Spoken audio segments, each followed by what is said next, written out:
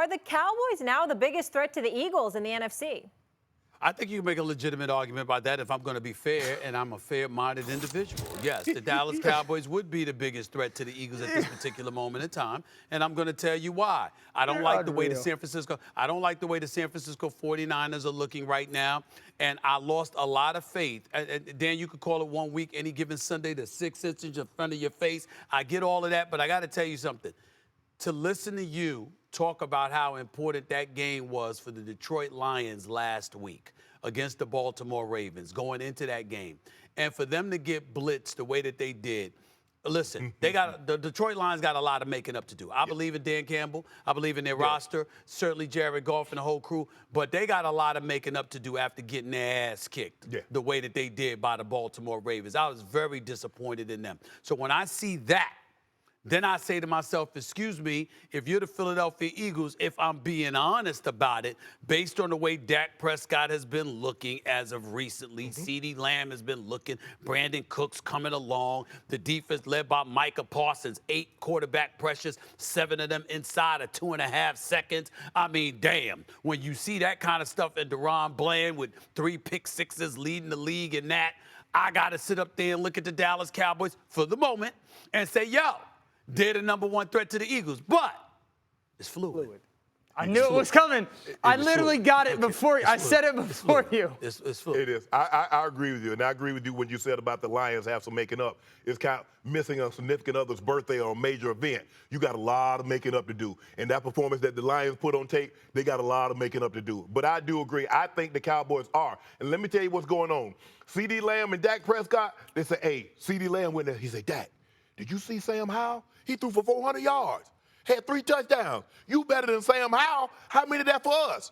That's what I'm thinking, and I know that's what CeeDee Lamb's thinking because he just watched Sam Howell hang 400 yards, passing yards on that Eagles defense.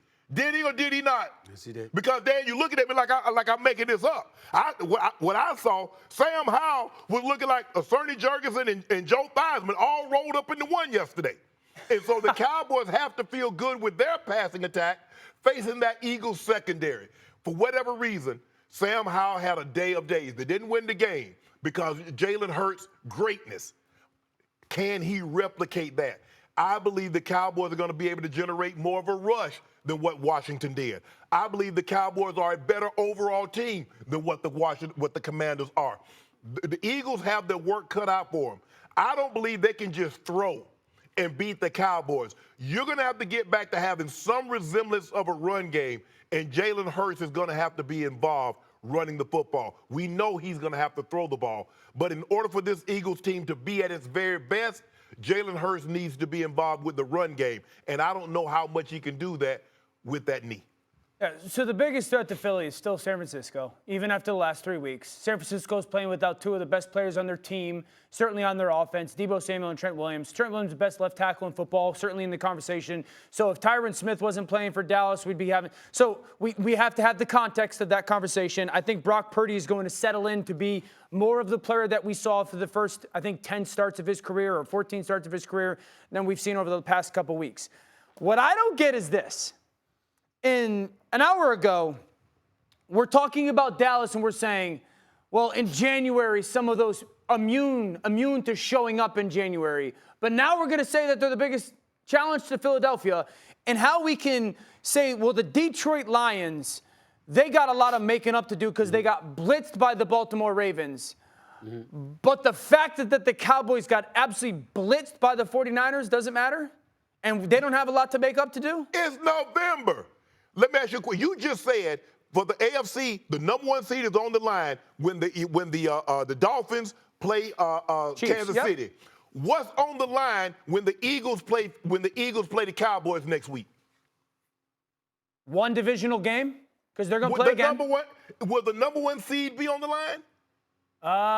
Probably. Yeah, I would think so. I don't know because Seattle and Detroit got to be in the conversation, right? Seattle and Detroit are in this conversation too. You like Detroit or Dallas better than Seattle? I do. Right now? I do. Yes, I do. I do. I do. I do. You like Dak? You trust Dak in a big game more than Geno? No, listen, well, first of all, have we really seen Geno in any big games? I mean, listen, I like Geno a lot. Yeah. And I'm very proud of what I've seen from Geno. Very proud of what I've seen from Geno. But it still remains to be seen. I think if you want to make a case for Seattle, I think what you do in this particular situation is you elevate Pete Carroll over Mike McCarthy. I think that's what you do there. Fair point. I think that's what you do there. It's not necessarily Geno over Dak. It's really, it's really Pete Carroll over Mike McCarthy. I think that's what it comes down to, Shannon. I tell you what, though, I do like Seattle's defense So in do I. those corners better. with Spoon and Wolin outside dealing with that offense. Now the question is, can Seattle's offense handle that onslaught of pressure that Micah and Armstrong and Williams or Odigizua, that they're going to constantly, relentlessly bring? Can they handle that? Because that's the only way you can beat Dallas. If you can't handle that onslaught, you can't beat the Cowboys. I think they're well equipped to, Shannon. I'd say this. The team that plays tonight, they're still in the conversation. They are, and I would say this, and we see it on the bottom of the screen. They are the one team in the NFC for me that has to be active. Like if they can go get a pass rusher, if Detroit goes and gets a pass rusher, then I absolutely put Detroit into the conversation with San Francisco and Philly and I can't get past the Dallas-San Francisco game. I understand. I still believe that they're a good football team. But I'm not going to sit there and go, man, the Detroit Lions got blitzed by Baltimore. Baltimore's great, and they couldn't get a first down, and it was 28-0 10 minutes into the game, and just pretend that San Francisco didn't do what they did and has been playing without their two best players. This is a franchise that's had one playoff victory since 1957. Yes, sir. Okay? And so the point is, you talked about the importance of it going into that game. I looked at them, I said, yo, they look like the best team in the NFC right now. They are coming, they are climbing, etc.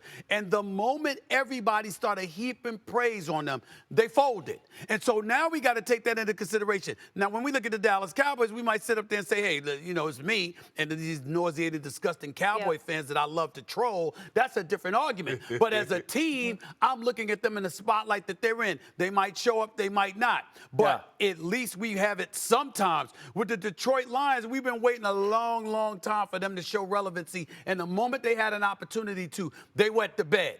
And I'm like, yo, I can't ignore that. I got to look at Dallas right now and say to myself, if I had to pick somebody that would show up in a postseason game against the Philadelphia Eagles, I would give them a better chance than Detroit. Of course, I'd pick Dallas to lose. I'm going to do that. But I still think they got a better chance. And this is the Cowboys' opportunity to show they can beat an elite team. You said you wanted to see them step up with competition. We saw what happened against the 49ers, and we saw what happened against the Arizona Cardinals. But this is an elite team. This is the top of the food chain in the NFC. Cowboys go into their building, put foots in them, they're gonna put the whole NFC on notice, Dio. You know that, and I know that. If they go into Philly and the Cowboys put foots in the Eagles, you know the whole NFC, as a matter of fact, the whole NFL will be on notice. Which, by the way, won't happen. But I hear you.